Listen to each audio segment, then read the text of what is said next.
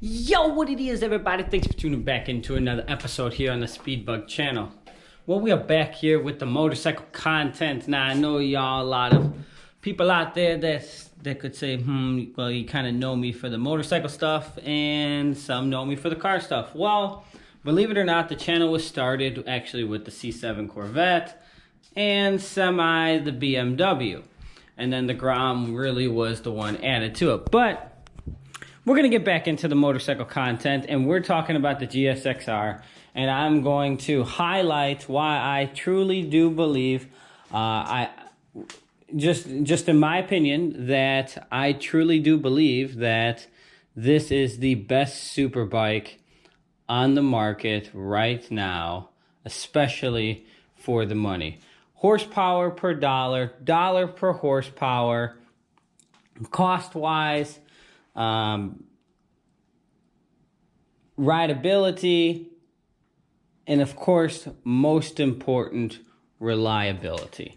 So let's talk and touch about that. Now, my bike is a 17, it is a first year model, and the mods that I currently have to this, I have a flash, a custom map, custom flash, Brock's Predator exhaust, air filter, and trimmed up a little bit of the intake work so that I can get a little bit more velocity running through. Whether that really makes a difference or not, I don't really know, but whatever. It doesn't really matter. Other than that, bottom end is stock cam, stock crank, no nitrous, no displacement or anything like that. I'm also stock height and stock swing arm, stock length, everything. And this bike now, I think it's got 4,000 miles. Now, for the ones that follow, and the reason why I'm touching about some of the stuff that's on this bike specifically is because the ones that follow know I had all the Ducatis. I still have my other BMW. I had all my 15 BMW. I still have the Grom. We have the other Gigster 600 over there as well. And of course, we had the 4 Ducatis. We had the R1M. We had plenty of other bikes here. And since then in the stable, still I find this as my go-to bike. Again, you guys have seen the 5 things I love, 5 things I hate, everything about it, and everything about this bike is perfect and great. I really do have no complaints. I mean, realistically, and it kind of just recently started happening. I read something about there was like a recall with it, where they have to update one of the modules and stuff. Every now and then, after so many clicks, sometimes the ABS light wants to stay on and you have to reset the ignition. But I heard there was a recall directly with that. It's really not that big of a deal. Again, when that does happen, you just flip it on and off and then it goes away. You can even do it when the bike is in motion. But I did hear that was a recall, something about like something where the module wasn't booting up correctly or anything like that. But overall, still 100%, 4,000 miles, no problem. On the second tire already, so you definitely know I get down and I do race it. As you guys have seen, I've raced it plenty of times. And again, haven't had a problem.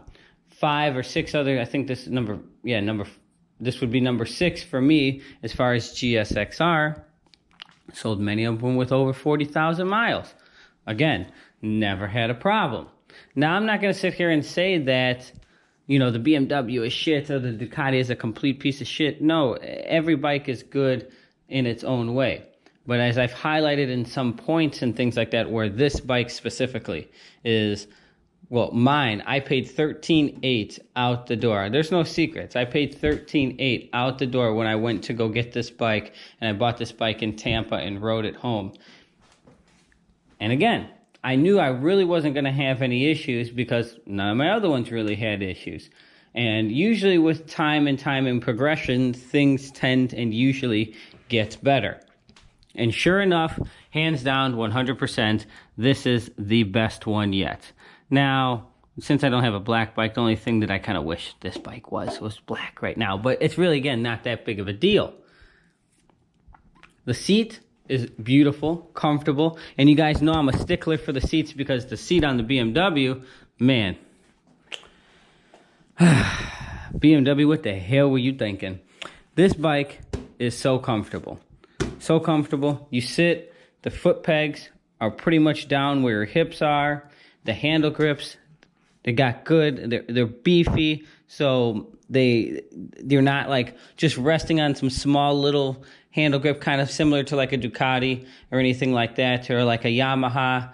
As far as the vibrations or anything like that, it's really good. But the best part about this is the range and how well this bike delivers power.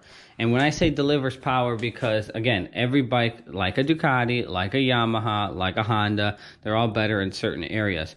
But when you have to rob Peter to pay Paul and to do something in one area, you're going to sacrifice something in one area to gain in the other. And to me, this bike 100% cost, reliability, drivability, ease to fix, which is by far the easiest to fix out of all the pretty much any crotch rocket. It just crosses all of the lines. Now, you may go to a racetrack, you may get a Hayabusa, you may get an H2, or hell, even a ZX10 that is going to probably beat you, then it'll be faster, sure. But I can guarantee you that when you go drive this all the way to the racetrack, race it, and drive home, you're not going to be like, oh, damn, man, I got to ride this uncomfortable-ass motorcycle all the way home and deal with this bullshit and hopefully this and that and the other. No, and then when you work on it, it's not that much of a pain in the ass at all to work on at all, as opposed to almost every other motorcycle manufacturer. And that's where I do also have to size with Suzuki, because they have made it so freaking easy to really just work on the bike. Now, I'm not saying I'm never going to not have a problem with this bike, because I'm sure the day is going to come, and when it does, well, then that's when it does. That's why it still has a warranty. And when it does, then I take it in, I let you guys know exactly what it was, and whatever it is, that's what it is. And maybe, hopefully, I can vocalize it and say something, because maybe some other people are having some issues. But if anybody else is having any issues with their 2017 and up Suzuki GSXR1000Rs, let me know and comment below, because I would like to know also to be on the lookout for, very similar to what like a lot of other people that follow this channel, and kind of, and I'm able to incite them and show them the problems, what to look for, and maybe some of the Ducatis and things like that. It's not always about just nag on Ducati. It also just lets the other owners and stuff like that know, hey, what's coming down the pipeline.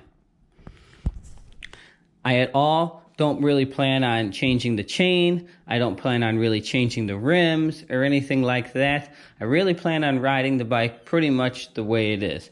Why I don't really plan on changing the chain? Well, the pitch of this chain, I believe it's a 525. Yes, I know if you go to 520, it's lighter, a little bit less rotating mass, stuff like that. However, I have no question, no doubt I will get 20,000 plus miles out of this chain, and also racing it. Again, key with the proper maintenance. Key, make sure the chain doesn't get too hot. Key, make sure the chain stays lubed, and also make sure it stays cleaned. And you'll get 20,000 miles out of a stock chain. People really harp on stock chains and say, hey, they suck. Well, a lot of the time, they really don't.